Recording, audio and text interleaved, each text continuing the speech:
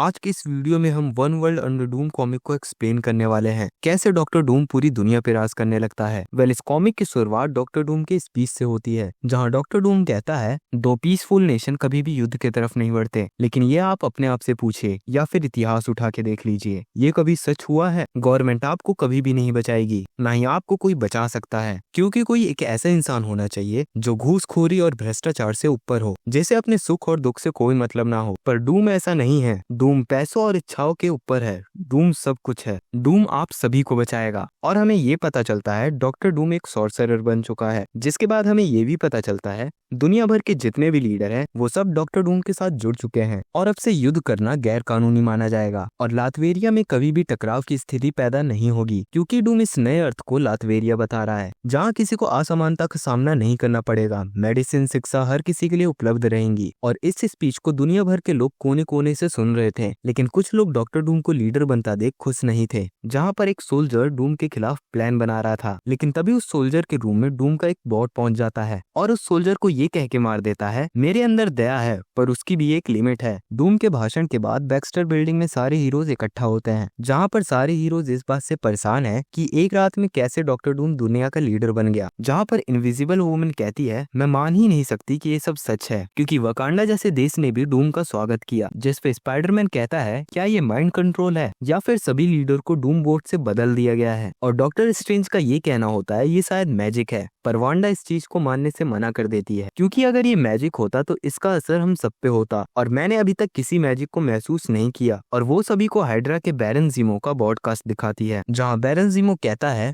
मैं बैरन जीमो हूँ, मैं वही सेम बॉडकास्ट का इस्तेमाल कर रहा हूँ जिसका इस्तेमाल डूम करता है। मुझे पता है हमें बहुत से लोग पसंद नहीं करते, पर मुझे उससे कोई परवाह नहीं। हाइड्रा ने ना ही किसी के ऊपर राज किया है और ना ही किसी को अपने ऊपर राज करने देगा। मेरी सेना और मैं लातवेरिया के किनारे पर खड़े हैं और जल्दी हम इस नाटक को खत्म कर देंगे। और ये कहकर बैरन जीमो अपना बॉडकास्ट खत्म कर देता है, जिसके बाद ये सब एक प्लान बनाते हैं। ये लोग लातवेरिया जाएंगे, ब्लैक विडो से मिलेंगे और जो भी कचरा फैला है वो सब साफ करेंगे, लेकिन डॉक्टर स्ट्रेंज और वांडा अपने मैजिक से वहां तक नहीं पहुंच सकते। जिसके बाद इनविजिबल वुमन अपनी पावर से एक इनविजिबल प्लेन बनाती है, जिससे ये लोग बिना किसी को दिखे लातवेरिया पहुंच जाते हैं। तो उन्हें एक शील्ड दिखाई देती है, जिस पे द थिंग अपने मुक्कों से उसे तोड़ने की कोशिश करता है, पर शील्ड को कुछ नहीं होता। जिस पर विडो कहती है, अगर हमने इसका कुछ नहीं किया तो वो यहाँ आ सकता है। जिसके बाद ह्यूमन टॉर्च कहता है, हम बहुत लक्की हैं, क्योंकि जब हम पिछली बार ऐसे ही फोर्स फील्ड से टकराए थे तो हम टाइम में पीछे चले गए थे। फिर विजन एक चीज गौर करता है, अगर ये चीज मेरे को अंदर जाने से रोक रही है तो ये मेरे से भी ज्यादा पावरफुल है। और ये चीज विजन वांडा से भी पूछता है, ये एक सॉर्सरर सुप्रीम लेवल की मैजिक है, पर अगर मुझे एक हफ्ते का टाइम मिले तो मैं इसे कमजोर कर सकती हूँ।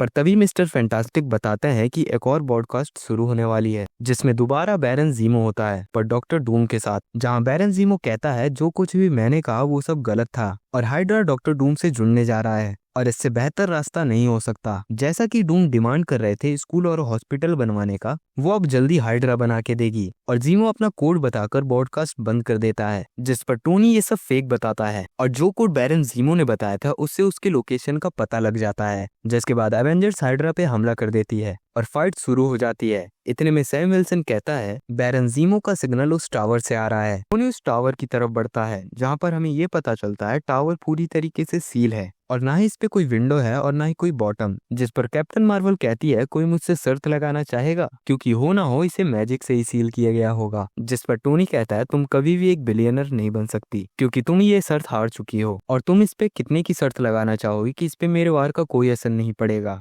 और इतना कहते ही टोनी टावर के बगल वाली दीवार पर हमला कर देता है, जिससे पूरी दीवार उड़ जाती है और वो देखता है कि यहाँ पर बैरन जीमो है। जीमो कहता है, तुम पावर और एम्बिशन के बारे में क्या जानते हो। इतने में कैप्टन आगे बढ़कर बोलते हैं, तुम 1 अक्टूबर 1945 के बारे में क्या जानते हो। पर जीमो इस पर कुछ नहीं कह पाता और इतने में ही कैप्टन जीमो का सर धड़ से अलग कर देते हैं और कैप्टन को ये मालूम होता है कि ये एक बॉट है। जिसके बाद कैप्टन बताते हैं कि 1 अक्टूबर 1945 को बैरन स्ट्रकर ने हाइड्रा को ढूंढा था और तुम हाइड्रा के लीडर होते हुए भी इस डेट को भूल गए। और उस बॉट से मिस्टर फैंटास्टिक ये पता लगा लेते हैं कि जीमो को मार दिया गया है। जिस पर टोनी मिस्टर फैंटास्टिक से डूम के बॉडकास्ट चैनल को हैक करने को कहता है, ताकि वो ये सच्चाई पूरी दुनिया को दिखा सके। टोनी बॉडकास्ट में कहता है, डॉक्टर डूम ने बैरन जीमो को मार दिया था और उसकी जगह एक बॉट को रखा था।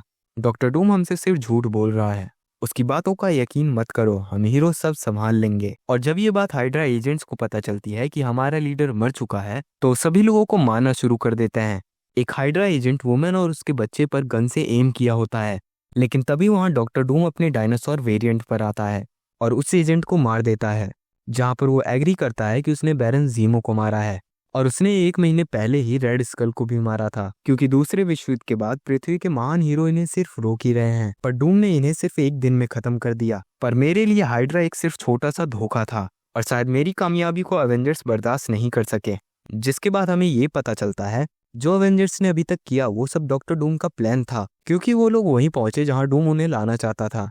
और बैरन जीमो वाले बॉट में जानबूझकर उतनी ही जानकारी थी जितनी एवेंजर्स को चाहिए थी, क्योंकि डूम को मालूम था एवेंजर्स उसके काम के बीच में जरूर आएंगे। इसलिए डूम कहता है doom is wisdom, doom is power, doom is prosperity. और डूम उस वुमेन की तरफ हाथ बढ़ाता है और वो वुमेन कहती है सिर्फ डूम ही हमें बचा सकता है। जिसके बाद इस कॉमिक का फर्स्ट इशू खत्म हो जाता है और जल्दी इस कॉमिक का सेकंड इशू इसी चैनल पे देखने को मिलेगा। तब तक के लिए लाइक एंड सब्सक्राइब जरूर करें और वीडियो कैसी लगी कमेंट सेक्शन में जरूर बताएं।